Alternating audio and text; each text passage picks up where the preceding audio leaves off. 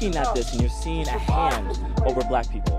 And that's always what it has been, is that we've had a hand over us when it comes to our freedom, when it comes to our liberation, when it comes to being empowered. And that's not right, because the only person that can give me my freedom is myself. But we have been told that the government is the only people that can do that for us, and that is not right. Wait, what did he say? You get his freedom from government?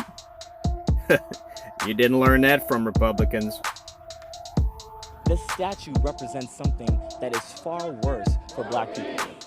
It shows that we are going to get our freedom on their time, and that's not the case.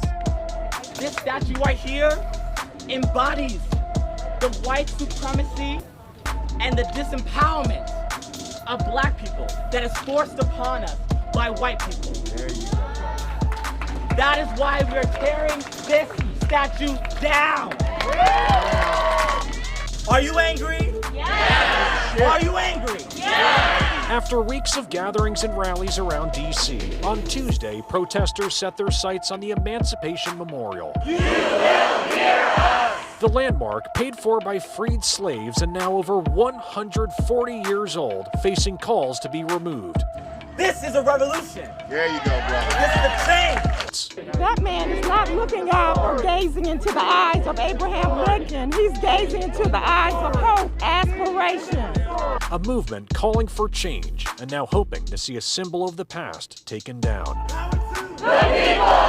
If Mary Bowser can paint Black Lives Matter in front of the White House, she can definitely tear the statue down.